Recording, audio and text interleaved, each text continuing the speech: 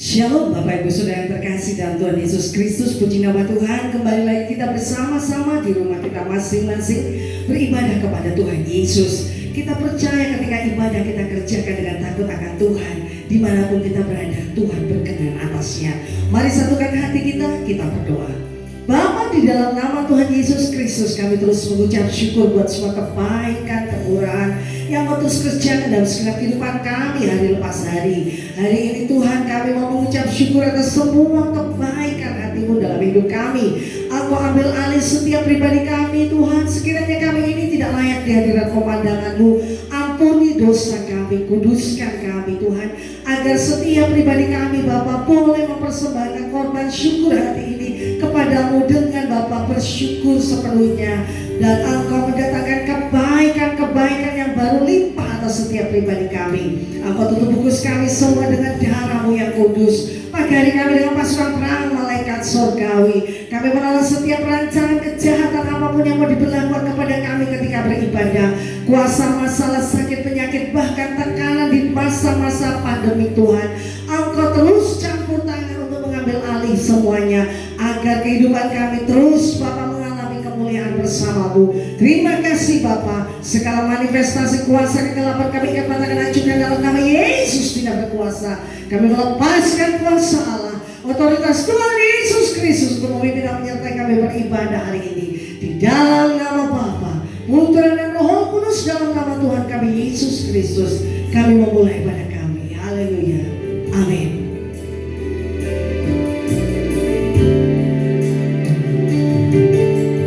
Kuasa-Mu nyata di dalam kelemahanku, kekuatan-Mu menopang seluruh hidupku.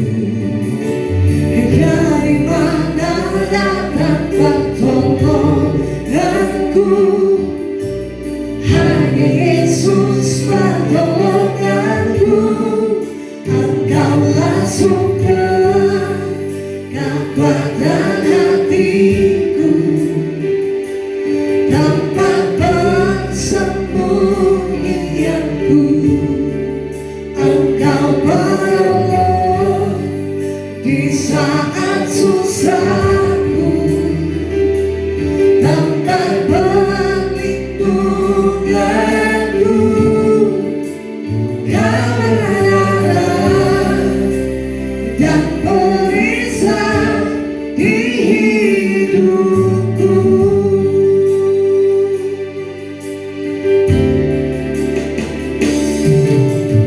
Kuasa-Mu nyata di dalam kelemahanku Yesus, kekuatan-Mu menopang seluruh hidupku. Dari mana datang pertolonganku? Hanya Yesus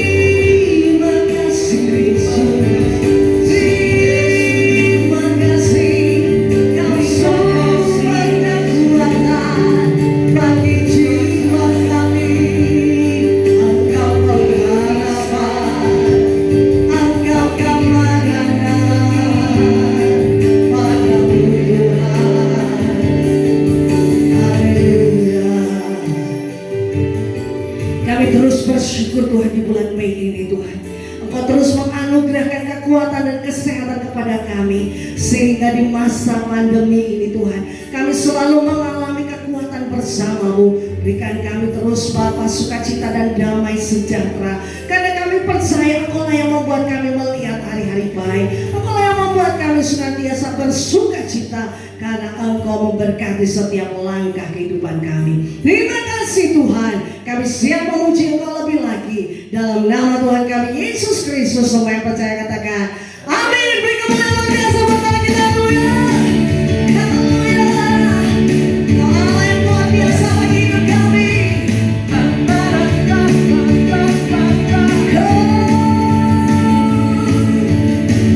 Bersorak-sorai muliakan namanya yang memenangkan pikiran.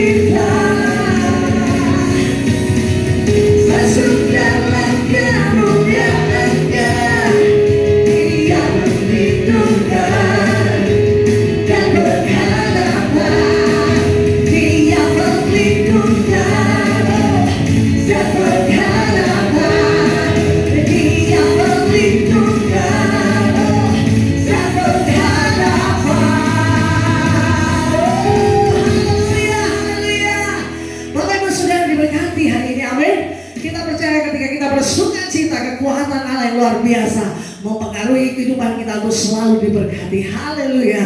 Mari satukan hati kita, kita berdoa.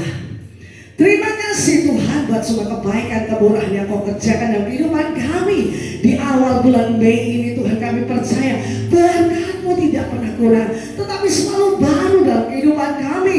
Engkau terus melimpahi Bapa kebaikan demi kebaikan atas setiap ucapan syukur hati kami.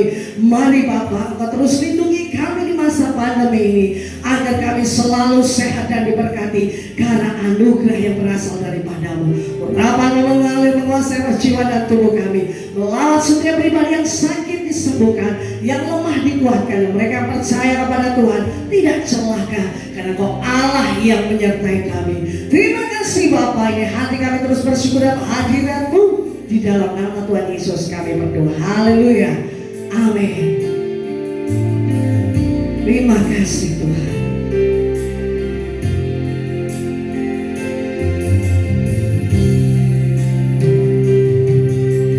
Hatiku tenang berada dekatmu,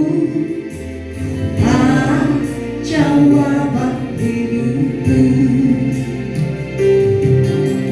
Hatiku tenang berada dekatmu, Kau yang pelihara hidupku. Pertolonganmu begitu ajaib, Kau telah memikat hatiku. Di sana aku tak sanggup lagi, di situ tanganmu bekerja. Pertolonganmu begitu ajaib, Kau telah memikat hatiku.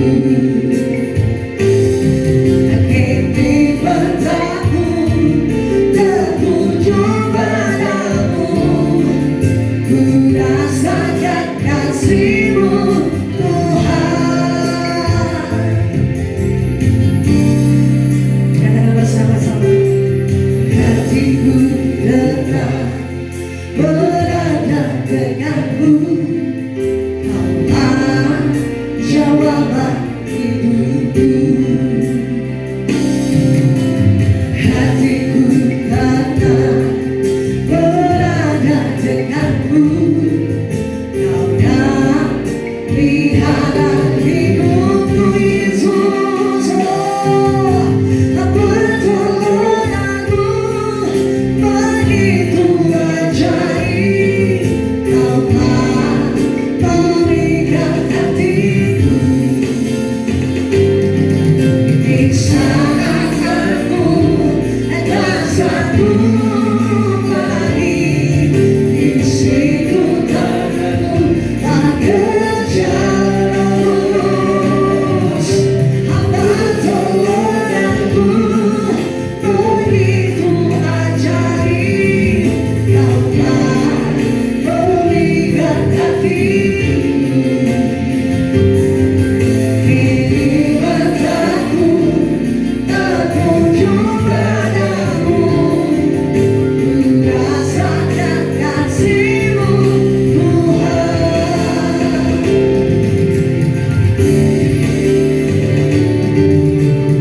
Pertolonganmu begitu ajaib, Kau telah memikat hatiku.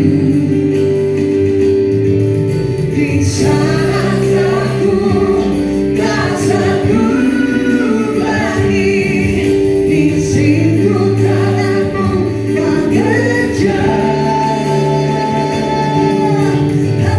Pertolonganmu begitu ajaib, Kau telah memikat hatiku. Kini mataku tertuju padamu, aku rasakan kasih-Mu Tuhan.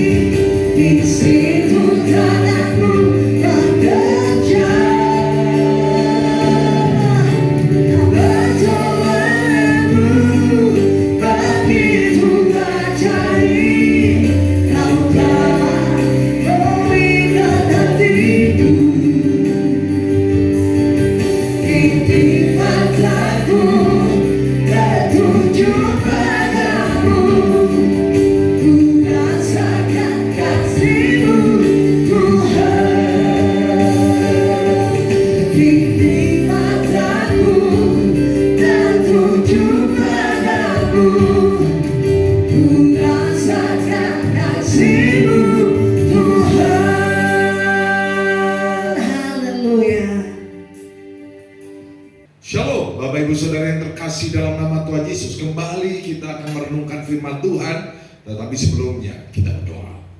Bapa di surga, terima kasih Tuhan atas anugerah-Mu hari ini. Dan kami percaya Tuhan, Engkau menjadi sauh yang kuat dalam kehidupan kami, sehingga kami tak perlu bimbang, tak perlu takut, tak perlu khawatir atas apapun. Dan melalui firman-Mu kami percaya kuasa-Mu memberikan kami hikmat-hikmat-Mu yang melengkapi setiap kami, yang meneguhkan janji-Mu dan menguatkan dan mengokohkan kami. Urapi hamba-Mu dan jamah setiap kami. Di dalam nama Bapa dan Putra dan Roh Kudus, dalam nama Tuhan Yesus Kristus. Haleluya. Amin. Renungan kita saat ini saya ambil dari Roma pasal yang ke-15 ayat yang ke-33.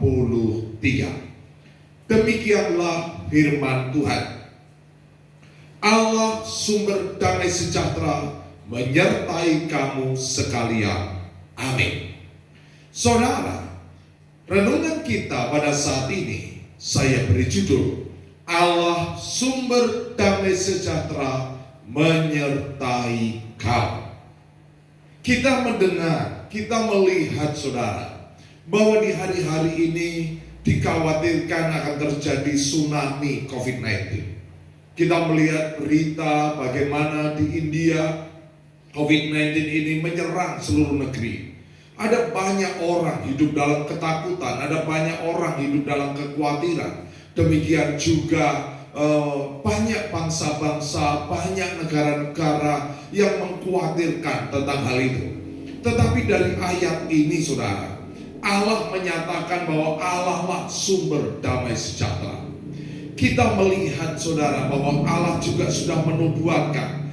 Di dalam Lukas pasal 21 ayat 26 dikatakan, orang akan mati ketakutan karena kecemasan berhubung dengan segala apa yang menimpa bumi ini, sebab kuasa-kuasa langit akan goncang. Di sini kita melihat orang akan mati ketakutan karena kecemasan. Di awal tadi saya sampaikan melalui COVID-19 ini, semakin banyak orang takut, semakin banyak orang khawatir, semakin banyak orang cemas saudara.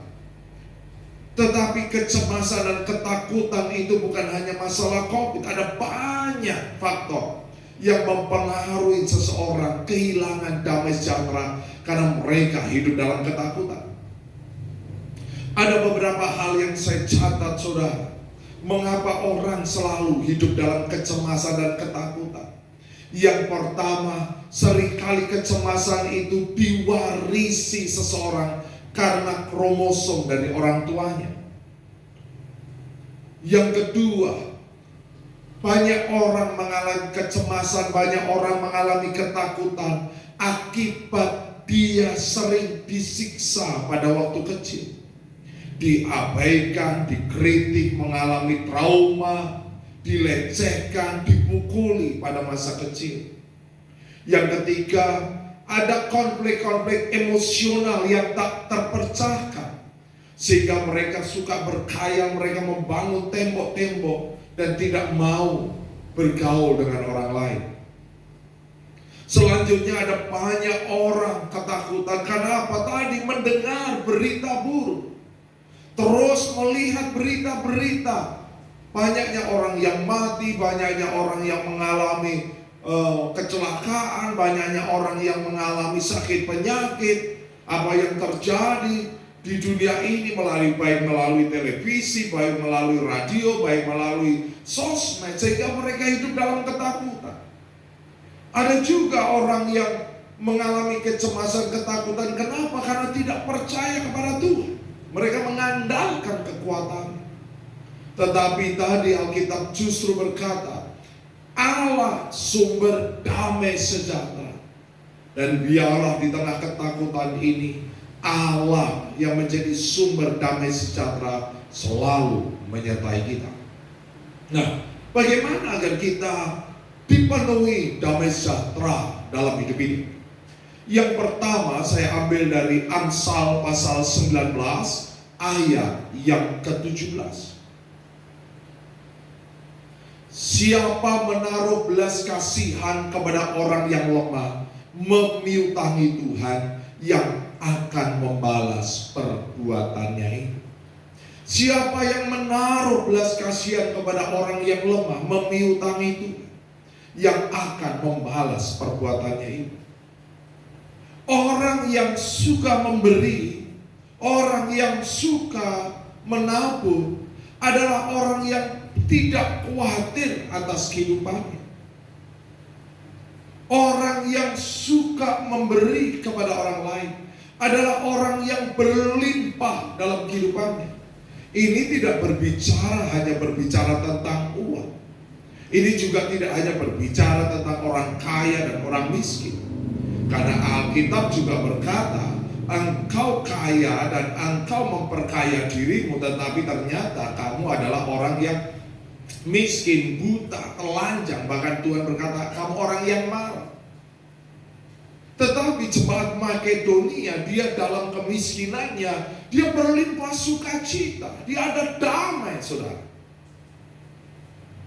Mengapa? Karena Tuhan terus memberikan anugerahnya, Tuhan terus mengingat apa yang dikerjakan orang tersebut. Bahkan Alkitab berkata dalam Kisah Para Rasul pasal 10 ayat yang keempat dikatakan, saudara, ia menatap malaikat itu dan dengan takut ia berkata, ada apa Tuhan? Jawab malaikat itu, semua doamu dan sedekahmu telah naik ke hadirat Allah dan Allah mengingat engkau. Orang yang suka memberi hidup dalam ucapan syukur, saudara. Dan ketika dia melihat orang lain bahagia, maka orang itu pun akan mengalami kebahagiaan. Dia suka membagi kebahagiaan kepada orang lain. Yang kedua, saudara, bagaimana agar kita mengalami damai sejahtera? Dalam Roma pasal 16 ayat 17 sampai ayat 20 dikatakan, tetapi aku menasihatkan kamu, saudara-saudara, supaya kamu waspada terhadap mereka yang bertentangan dengan pengajaran yang telah kamu terima, menimbulkan perpecahan dan godaan. Sebab itu hindarilah mereka. Sebab orang-orang demikian tidak melayani Kristus Tuhan kita, tetapi melayani perut mereka sendiri dengan kata-kata mereka yang mulu-mulu dan bahasa mereka yang manis. Mereka menipu orang-orang yang tulus hatinya. Kabar tentang ketaatanmu telah terdengar oleh semua orang. Sebab itu aku bersuka cita tentang kamu, tetapi aku ingin supaya kamu bijaksana terhadap apa yang baik dan bersih terhadap apa yang jahat. Ayat 20 dikatakan, semoga Allah sumber damai sejahtera segera akan menghancurkan iblis di bawah kakimu. Kasih karunia Yesus Tuhan kita menyertai kamu. Alkitab berkata, aku menasihatkan kamu agar kamu tidak bergaul dengan orang yang menimbulkan perpecahan, orang yang memecah belah. Maka kalau saudara ketemu dengan orang yang sedang bergosip, tinggalkan mereka. Mengapa, saudara? Karena hanya memecah belah. Bahkan Alkitab berkata ada yang menyebarkan Kristus atau menyebarkan firman Tuhan karena dengki. Maka saudara, jika masuk sebuah gereja dan pendeta atau hamba Tuhan yang menyampaikan firman menimbulkan perpecahan dan didasari oleh kedengkian, lebih baik saudara mencari yang lain. Alkitab berkata di dalam Filipi pasal pertama ayat yang ke-15, ada orang yang memberitakan Kristus karena dengki dan perselisihan, tetapi ada pula yang memberitakannya dengan maksud baik. Gereja bukanlah tempat untuk bersaing antara satu gereja dengan yang lain. Mimbar adalah sesuatu yang kudus, di mana firman harus disampaikan dengan ketulusan, dengan maksud baik, bukan untuk perselisihan, apalagi didasarkan kedengkian. Maka saudara harus melihat buah-buah dari pengkhotbah tersebut. Bahkan mungkin ketika saudara mendengar atau melihat khotbah seseorang di channel YouTube, di media sosial, saudara lihat dari buahnya. Jika yang disampaikan menimbulkan perselisihan, maka saya percaya itu bukan dari Tuhan. Dari buahnya lah kamu lihat. Nah, di sini dikatakan hindari orang yang suka memecah belah, karena tidak akan membawa damai sejahtera.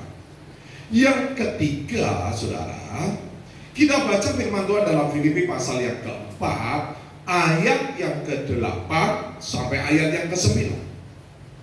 Jadi akhirnya saudara-saudara, semua yang benar, semua yang mulia, semua yang adil, semua yang suci, semua yang manis, semua yang sedang didengar, semua yang disebut kebajikan dan patut dipuji, pikirkanlah semua itu.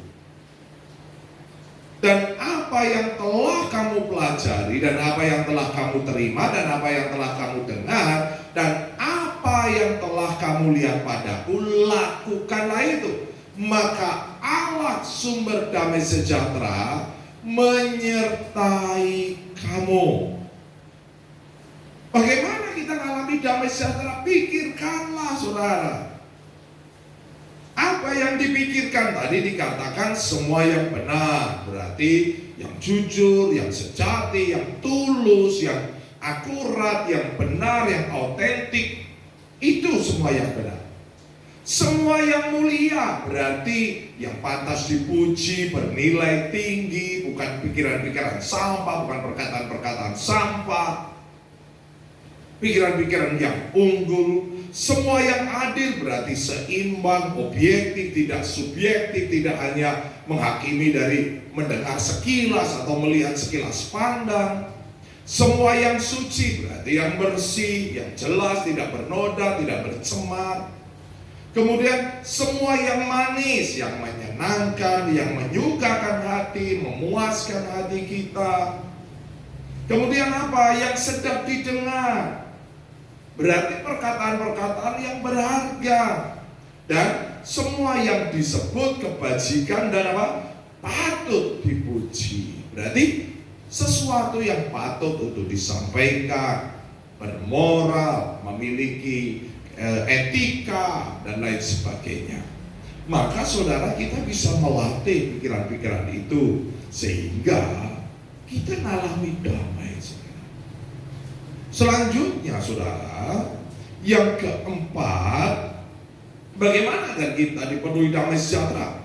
Dalam 1 Tesalonika pasal yang kelima ayat 22 dan 23, jauhkanlah dirimu dari segala jenis kejahatan. Semoga Allah damai sejahtera menguduskan kamu seluruhnya, dan semoga roh, jiwa, dan tubuhmu terpelihara sempurna dengan tak bercacat pada kedatangan Yesus Kristus Tuhan kita. Peganglah dan jauhilah kejahatan. Jauhi kejahatan.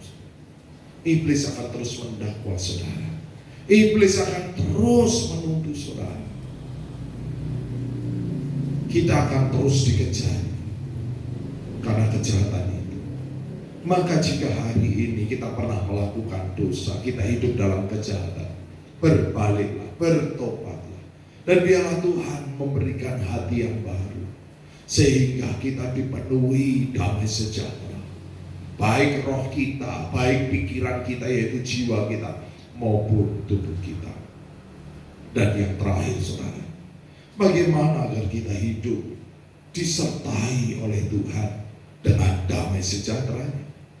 Ibrani pasal 13 ayat 20 dan 21. Maka Allah damai sejahtera, yang oleh darah perjanjian yang kekal telah membawa kembali dari antara orang mati Gembala Agung segala domba, yaitu Yesus Tuhan kita, kiranya memperlengkapi kamu dengan segala yang baik untuk melakukan kehendaknya dan mengerjakannya di dalam kita apa yang berkenan kepadanya oleh Yesus Kristus. Bagi dialah kemuliaan sampai selama-lamanya. Di sini dikatakan di ayat 20 tadi dikatakan saudara, maka Allah damai sejahtera yang oleh darah perjanjian yang kekal telah membawa kembali dari antara orang mati gembala agung segala domba, yaitu Yesus Tuhan kita. Alkitab berkata jika di hidup ini saja kita berharap tentang Tuhan, maka kita adalah orang yang paling marah. Tetapi Tuhan memberikan jaminan kita bahkan sampai kepada kekekalan. Kenapa banyak orang kehilangan damai sejahtera? Karena tidak memiliki tujuan. Tujuan kita adalah kekekalan. Tujuan kita adalah surga. Tujuan kita adalah reuni dengan Sang Gembala Agung kita, di mana Sang Mempelai laki-laki sedang menunggu kita bersukacita bersama orang-orang kudus di dalam sukacita yang abadi. Biarlah di tengah ketakutan dan kecemasan ini kita terus disertai oleh Tuhan dan Allah damai sejahtera yang menjadi sumber kehidupan kita. Amin.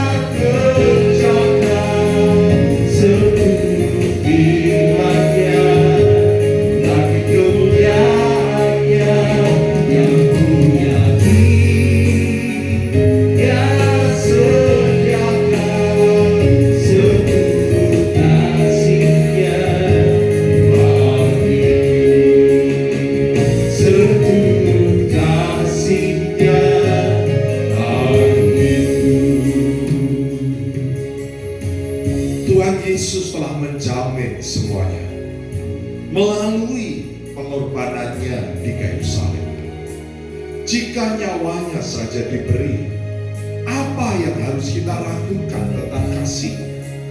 Jika nyawanya saja diserahkan bagi kita, apalagi yang kita takutkan dan kita cemaskan? Dan pada saat ini kita akan bersatu dengan tubuh dan darah Tuhan Yesus melalui perjamuan. Biarlah iman kita semakin dikuatkan bahwa Allah tak pernah meninggalkan kita, dan biarlah damai sejahteranya terus menyertai kehidupan kita. Sebab apa yang telah kuteruskan kepadamu telah aku terima dari Tuhan, yaitu bahwa Tuhan Yesus pada malam waktu ia diserahkan mengambil roti, dan sesudah itu ia mengucap syukur atasnya, ia memecah-mecahkannya dan berkata, inilah tubuhku yang diserahkan bagi kamu, perbuatlah ini menjadi peringatan akan aku. Kita berdoa. Di dalam nama Tuhan Yesus inilah tubuh Tuhan Yesus, roti hidup yang turun dari surga lebih dari roti mana. Setiap aku makan tubuh Tuhan dan minum darah Tuhan, aku tidak lapar lagi, aku tidak haus lagi. Aku tolak stres, depresi, khawatir, ketakutan, dan keputusasaan. Karena di dalam kasih Kristus tidak ada ketakutan, tetapi keberanian, iman yang mengalahkan dunia. Aku berdoa, aku tolak kutuk resesi ekonomi, kutuk kegagalan, kutuk kebangkrutan, aku tolak kutuk hutang, aku tolak kutuk belalang pelahap, belalang pengerit, belalang pindahan, belalang pelompat. Aku tolak kutuk taman Eden, kerja keras makan semaduri. Aku percaya Tuhan Yesus yang memenuhi segala keperluanku menurut kekayaan dan kemuliaannya, karena aku hidup dalam kerajaan yang tidak tergoncangkan. Setiap goncangan yang terjadi, aku percaya membuat kekayaan bangsa-bangsa dan kelimpahan dari seberang lautan mengalir dalam perbendaharanku, sehingga apa yang aku pegang diberkati, yang kukerjakan berhasil, yang kurancangkan Tuhan menggenapinya. Sehingga aku tidak minta-minta roti, aku mewarisi bumi, aku menjadi berkat bagi banyak bangsa. Di dalam nama Tuhan Yesus, inilah tubuh Tuhan Yesus. Makan dengan iman dalam nama Tuhan Yesus.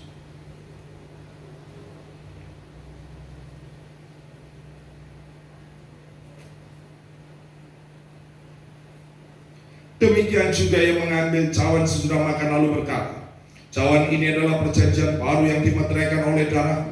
Perbuatlah ini setiap kali kamu meminumnya menjadi peringatan akan aku.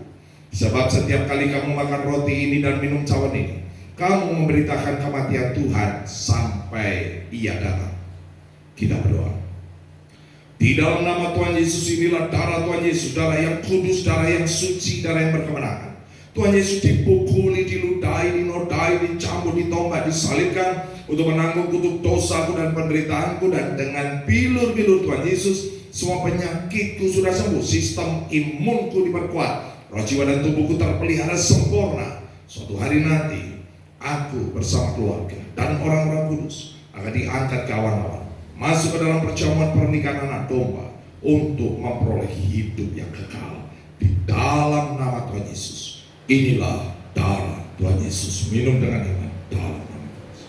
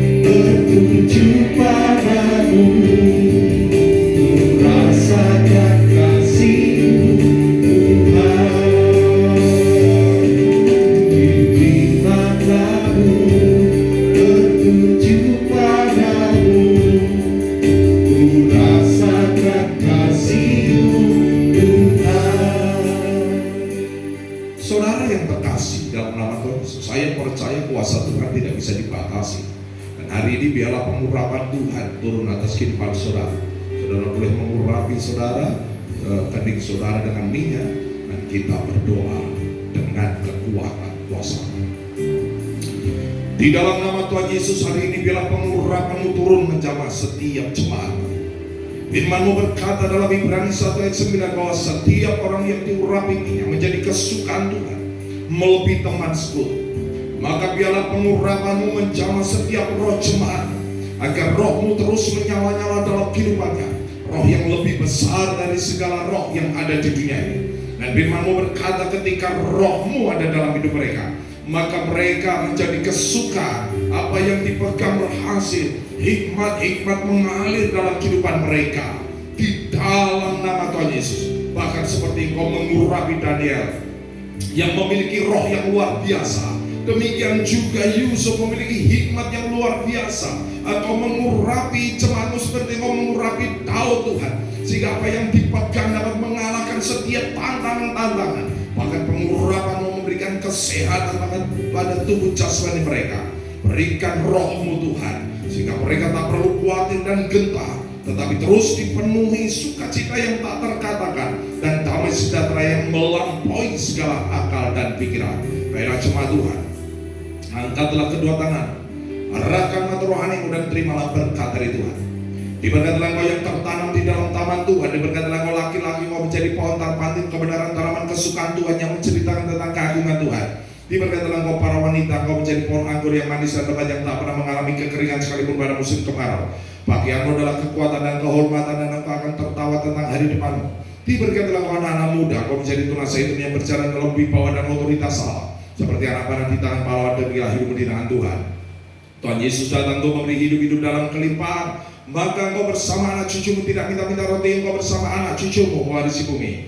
Terimalah segala berkat Allah, Bapa dan Sang di surga jasmani rohani, persekutuan kasih dalam Tuhan Yesus Kristus, sukacita damai sejahtera dalam Kuasa Roh Kudus menyertai kehidupan kita sampai Maranatha. Yang percaya sama-sama katakan amin.